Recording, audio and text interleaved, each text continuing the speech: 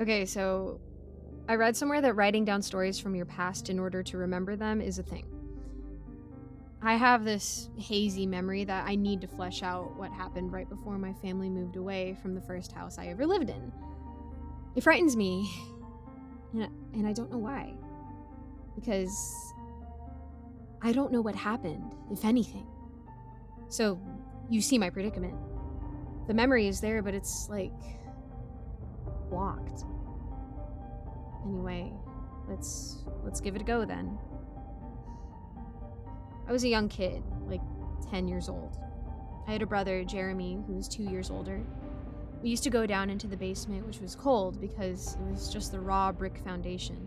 And this was Chicago, so winters in the 90s were no joke. I mean, today they're not peachy, but back then, snow days were a given. Anyway, we would go down there and play. Legos, for one. You know, kids' multicolored plastic brick construction toys, strewn about. We had the Monorail Space Set and the Black Knights. We also had the first Nintendo. We played a hockey game that was literally called ice hockey. It's like the gaming equivalent of that commenter who just has to say first on a YouTube video. Ice hockey. We had a Sega Genesis too. Sonic was our jam there.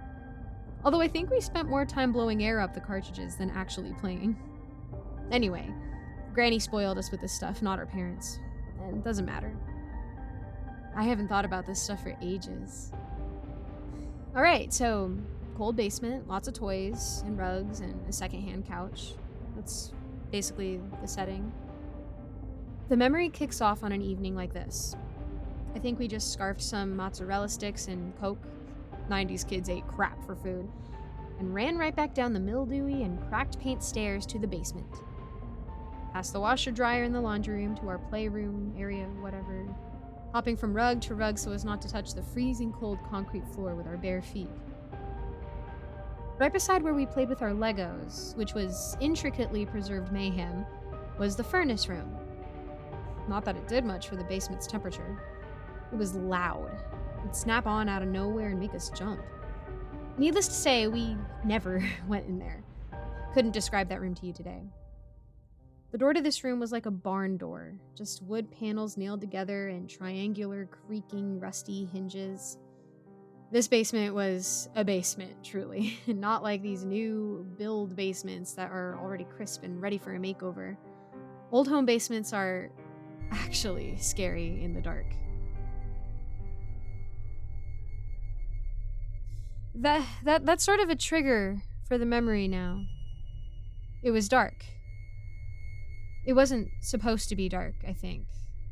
One minute, I remember we were elaborating on the previous day's adventure between my Lego night and Jeremy's Lego night.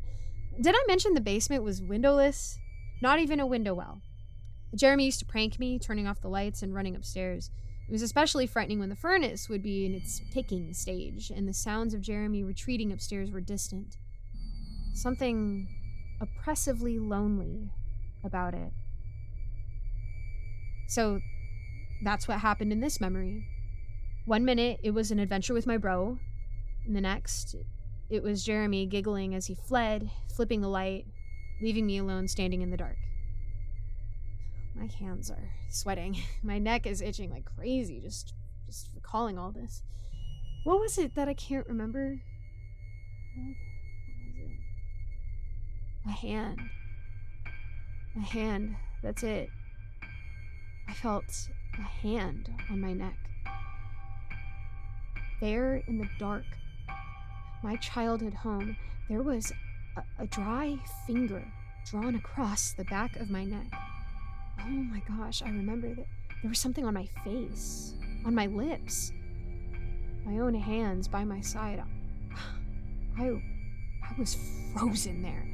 And I felt a hand on my neck and a hard object walking up my chin, edge over edge, pressing against the part between my lips. Oh my gosh. I remember that. That's what I remember. Oh my gosh. I am sweating. This exercise. No, there was a pressure. That small, cold object was pressed on my lips. It pressed so hard it cut my lip. I I was 10 years old. How could I forget this?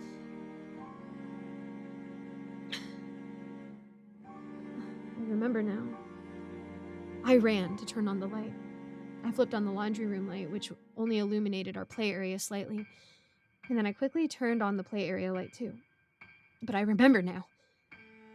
There was a shape standing in the middle of the Legos, tall as an adult. In that microsecond before I turned all the lights on, it was nowhere to be seen. There was a shadow there. I saw it. A person or a creature, something. We moved away that same month. My parents couldn't stay there after Jeremy died. They didn't tell me for years because I was still so young. But they found him one day when he had stayed home from school sick. They found him in the basement, froth at the mouth. He had choked to death on a Lego. Hello, everyone. Thank you so much for listening to this narration. I just wanted to give a quick thank you to all of my patrons who are subscribed over at my Patreon. We have a great big thank you from me to you, Alonzo, Kozak, Icy Narrates, Jesse Hartley, Andreas Anderson London, and Geek Sanctuary. Thank you guys so much for supporting me. If you would like to support too, just check out the links in my description. And thank you again for listening. I hope to see you all in the next video. Bye-bye.